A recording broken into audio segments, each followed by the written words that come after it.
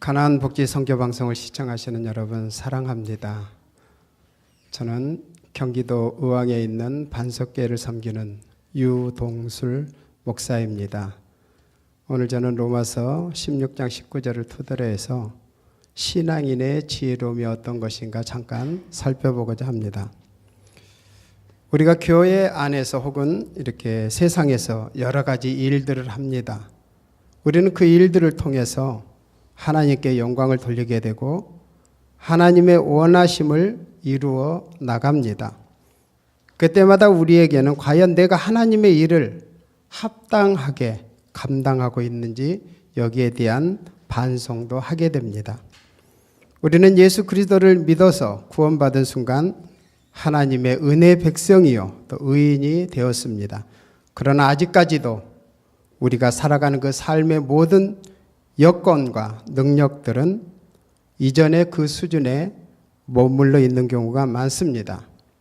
내가 하나님의 은혜 가운데 의로운 사람이 되지만 내 삶의 습관과 그리고 삶의 모든 모습들은 아직까지도 하나님의 뜻에 역행하는 그런 죄악의 삶의 관성이 우리들에게 존재하고 있기 때문입니다. 그럼에도 불구하고 우리는 마음의 각오를 새롭게 하여서 하나님의 뜻을 이루는 것이 바로 믿음의 백성들이 갖는 영적 자세일 것입니다.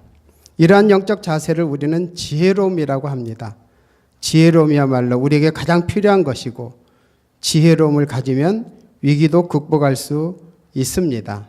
지혜를 가지면 쓸데없는 구설수에 휘말리지 않을 수도 있고 지혜를 가지면 가장 선한 길, 가장 아름다운 길, 하나님이 원하시는 길이 무엇인지 분별할 수 있습니다. 사도 바울은 로마서 말미에서 성도들에게 문안 인사를 하면서 그들에게 권면한 그 말 중 하나가 바로 지혜로워라 하는 그런 말이었습니다. 성도들에게는 이렇게 하나님이 주시는 지혜가 필요합니다. 그러면 성도들이 가져야 할 지혜가 어떤 것일까요?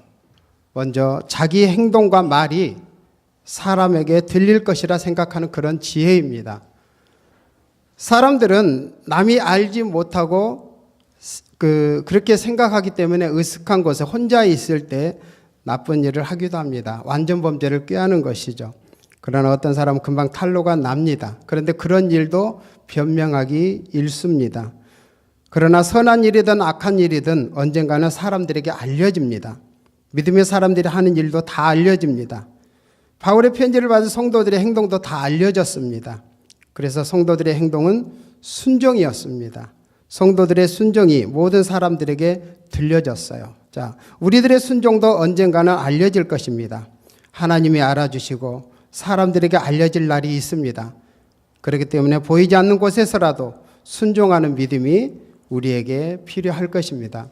여러분들 백발백중이라는 말 알 것입니다. 어떤 왕에게 100명의 궁사가 있었어요. 왕을 호위하는. 그런데 항상 사냥을 하든지 무엇을 하든지 적군들이 있든지 그 사체에 100발이 다 맞아야 그 궁사들은 살아남습니다. 한 발이라도 들면 기어이 차전해서 그 궁사는 죽고 말아요. 어느 날 왕이 지시를 합니다. 오른쪽에 움직이는 물체를 쏴라. 나중에 그 사체를 살펴보니까 한 발이 안 맞았어요. 99발만 맞았어. 그래서 그 못 맞힌 궁사를 찾아냅니다. 찾아내서 묻습니다. 너는 왜 그 움직이는 물체에 활을 쏘지 않았느냐? 그 궁사가 대답합니다. 왕이시여, 그 움직이는 물체는 왕의 애첩입니다. 내가 어떻게 왕의 애첩을 쏠 수 있습니까? 그래서 저는 쏘지 않았습니다.